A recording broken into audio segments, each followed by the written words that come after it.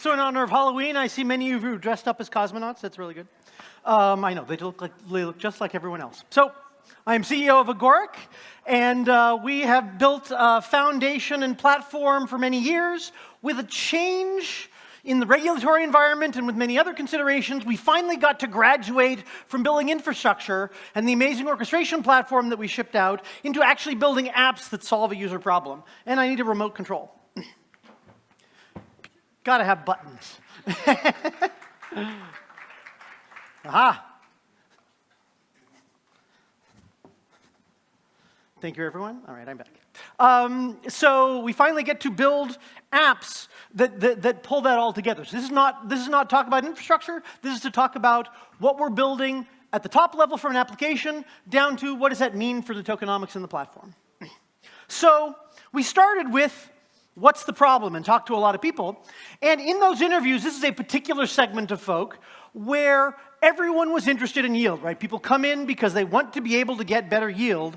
And of course, most of the yield is out there in Web3, not in Cosmos in particular, not in this ecosystem, but it's generally out there in Web3 with people, on various EVM chains, on Solana, et cetera. And what problem do those people have that we can solve, right? If you think of, Cosmos is a tech stack that lots of chains out there that are integrated in with the overall rest of Web3, we're in the same place. We want to use this technology stack and go out and address the market and solve real user problem, right? So meet Hasib, yes, that's inspired by someone we all know, with a multi-million-dollar portfolio, but as you're going through and managing it, you end up touching several different chains, multiple bridge applications, and every day you're doing this on an iterative basis. The number of times people are, this is what I wake up and do. I do it for a couple hours, and then I go off and do my real job. But they get tired of it, right? The number of people is like, now I want to kind of take my stuff, put it into stables, and get it out there where I can lend it efficiently, and then only a little bit of my time is chasing the next edge of yield that I can engage in. And so they have portfolios that they manage with a broad spectrum of decent return, low risk on up through high risk, high reward kinds of funds. Now some of these are quotes that some of you might recognize because we talked to a few people here in this audience that actually came from these discovery processes, like I manually stitched together 8 different kinds of tools, I want help, not autopilot, I still want to stay in control, all those kinds of things.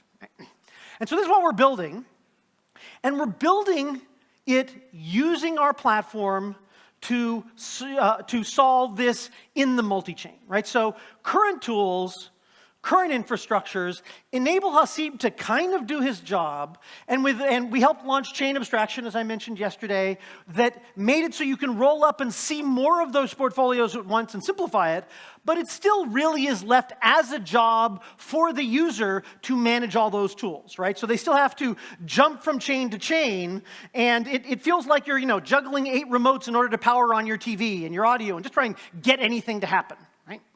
And so how do we fix that? I just pushed a button on the laser pointer.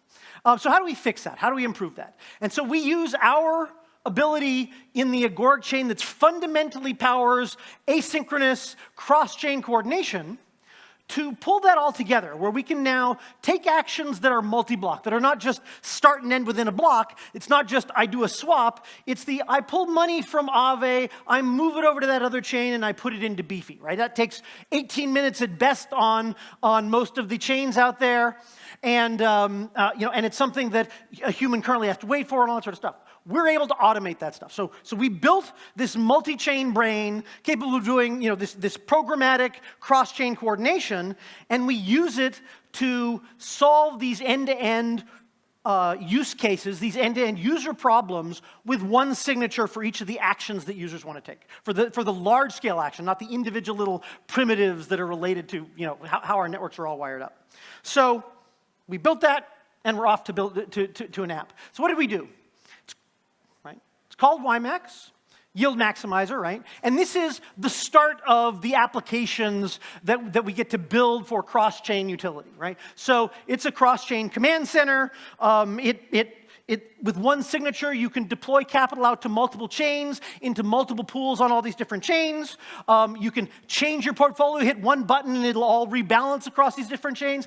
And the fact that some of the money is in Aave on Compound, and some of it is on Beefy in Arbitrum, and a little bit in Avalanche, you don't care. You pull it out of here, put it over there, push one button, it all just happens, right? You're not bridging, you're not dealing with the details of particular user interfaces, you're not changing wallets, it's just all managing it for you under the user's control. And so, there's a lot of money out there that people have deployed, and it's sitting stagnant, either in funds, individuals, in pools where they put it in some yield, in some place to get some yield, and that's kind of declined, and it hasn't followed, the curve. That is currently that this will tap into and enable people to simplify their lives and increase the yield that they're getting. And it's fundamentally, it's fundamentally self-custody, where your money is in a smart contract managing it for you, controlling all these accounts under your control.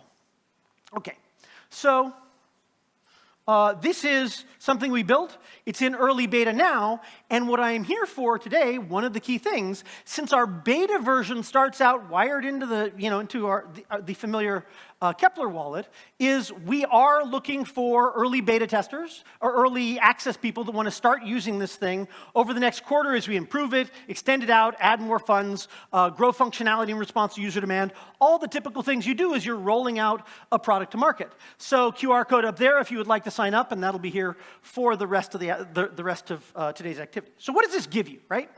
Well, let's start with that intent I mentioned earlier. I want to move from Aave to Beefy, right? I've got money in Aave, I want to pull it out and put it over into Beefy, where, the Aave happens to be on Base and Beefy's on Arbitrum, right? So Beefy Re7, for example. So what do I have to do today? Currently, in the Aave app, I do a withdraw, I sign that transaction, I then wait. 18 minutes later, I go to a bridge, I transfer to Arbitrum, and I sign that transaction, and I wait, right? And then I go off to the Arbitrum tool, to Beefy, I pick Arbitrum, I navigate down, I find the pool I want, I set up the deposit with a slightly different number, and then I click, and now I don't have to wait, but it does take time, of course. Right? That's a lot of work for just one transaction, right? Now, if I had 20 of these things I want to rebalance a little bit, or I want to pull money from multiple places to put it in this new fund that opened up, it's an enormous amount of work multiplicative on top of this. That's not great, right? That's 45 minutes, half hour. These are numbers people report to us, right? It takes 3 to 4 signatures, and the risk is high from a perceived point of view because some of what I did is I took my money, I sent it to a random number on another chain, right? I sent it to a key, it's in flight, I can't necessarily tell where it is. I don't know about you guys, but every time I hit one of those buttons, there's a little bit of a sinking feeling. Am I sending it off into the dark, and will it make it to the other side unscathed, right? And so that's not great. What you want instead is, okay, I've got a portfolio. It noticed that there is this pool that is available to me that is higher yield than what I'm currently getting. Proposed it, would you like to move some money there? Why, yes. Yes, I would. Click that button, review it, sign it, and off it goes, right? And underneath the covers, yes, that takes me less than a minute. It's one signature. I feel solid. I can track where all the money is going. I can see that it's pulling money from here. Maybe if it's going from 2 places, pull it from both places, bring it together, take it over to Arbitrum, put it into Beefy. And I can see all that going on. So what's happening under the covers, right? Under the covers, it's a smart contract doing all that work, right? The money is in an account controlled by this smart contract, the YMAX smart contract running. And in the scenario I described, first it goes, to Arbitrum. Do I already have money on Arbitrum? If so, the portfolio that I have in YMAX already has an account on Arbitrum on my behalf that it manages. But if not, it'll create it. I've got that. That takes some time. User didn't have to deal with it. It's just under control of this smart contract. It then goes to Base, withdraws the money, and CCTPs it over, right? The message to Base goes over Axelar. You don't care. It just happens. We track it. It's automatic. The message flows, triggers the activity on Base to withdraw my money, hand it off to CCTV to send it over. It eventually arrives on Arbitrum. Once that happens, then the smart contract reaches back out to Arbitrum and says, okay, put it into Beefy on the user's behalf, right? And all that happens over, whatever it is, 18 minutes, because that's how long the finality is on these chains, right? They don't live in the beautiful fast finality world that we get from the tech stack that we all build on here. And so what's happening is the user is experiencing the fast finality that you get in the Comet BFT to coordinate and control all these slow finality chains out there that have all the assets and have a lot of the users, right? And that have a lot of the customers. And so that's what happens underneath the covers. So what's going on from a fee point of view, right? This is blockchain, and a lot of what we're doing, if you've been following Agoric, we're evolving our tokenomics. Well, the cost of executing that, the cost of the user submitting that is a flat postage fee, right? And that's less than a penny at this point, right? And we expect it to stay quite low. And the execution on the Agoric chain, right, the actual execution of the contract, that'll stay quite low, ideally for a long time. Even as it gets busy, coordination is hard to do and hard to program, but the cost of actually executing it is pretty low.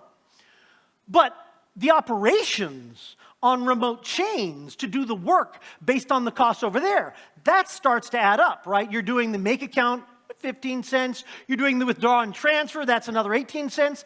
Turns out beefy over on Arbitrum, that's 70 cents right now. Okay, that one's an outlier. We'll take a look at it. Probably isn't that much in general. But this is the kind of thing where user doesn't care. Underneath the covers, the infrastructure, it's paying build. The YMAX contract is paying build for this execution. That turns into the appropriate tokens in the appropriate places to pay the gas, so the user doesn't have to care about it. And all this action is happening on the user's behalf. I don't even know what token it is that runs on some of these things. System just handles that for me. Not my problem. And so that's what's going on under the covers.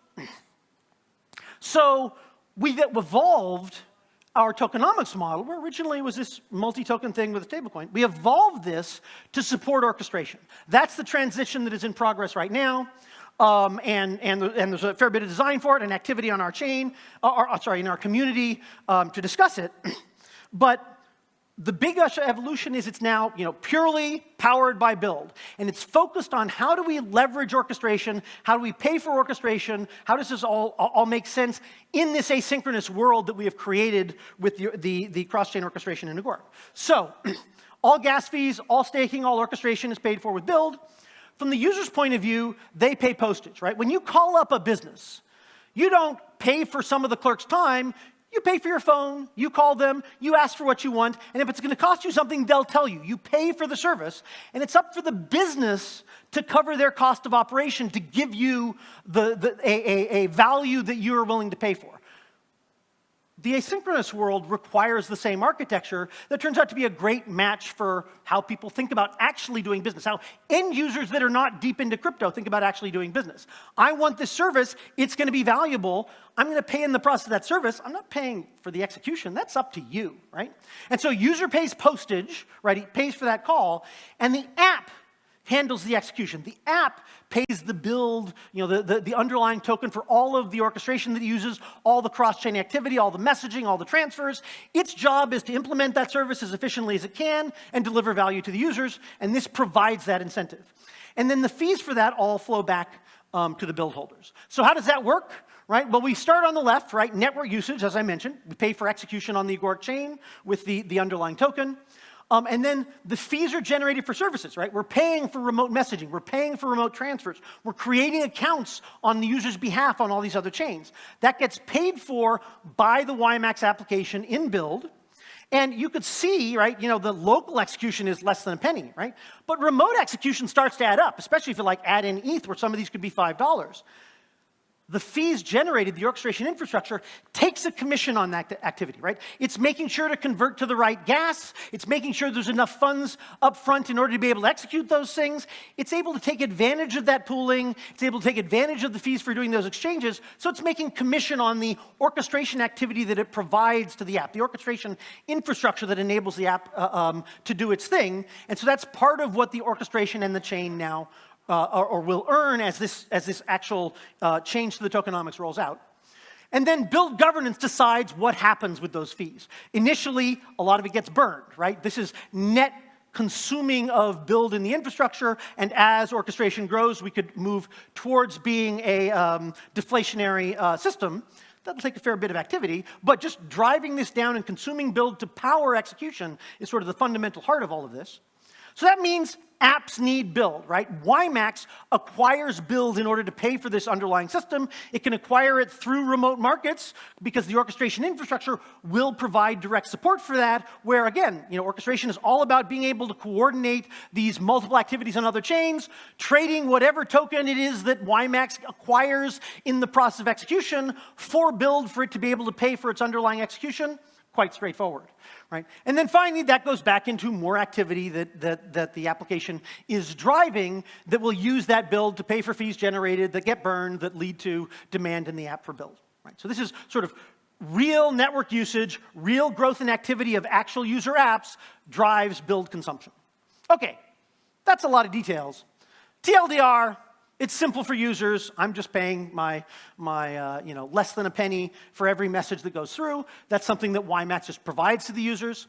So in the experience of users, they're seeing the USDC that they're deploying or the whatever stablecoin it is that they're deploying as capital in YMAX. All the details of this underneath, they don't care about, right? Apps need and pay build for the services underneath. If they want to charge users for that, great. If they want to charge users a commission on the business they're actually doing with users, if they want to charge users a subscription, a flat fee, whatever it is, that's about a business model that the application decides to provide. Underneath the covers, the business needs to pay its bills. And then all of this process leads to orchestration, consuming build, and therefore reducing the supply. There's, as I said, ongoing discussion in community.agoric.com, and please feel free to join it. Oh, and I'm out of time here. So I will jump to this last thing. If you are interested, sign up for the early access to YMAX application. We will be improving and deploying and evolving it over the next quarter for a full-on launch early next year. And if you are a developer, of course, feel free to dig into the orchestration platform and build your own stuff. And if you're a build staker, which I hope many people here are, join the community conversation about the new tokenomics and participate with us. Now is the time that Agoric is turning around and focusing on end user apps for folks, and it's an exciting period in Agoric. Please come join us. Thank you all for your time.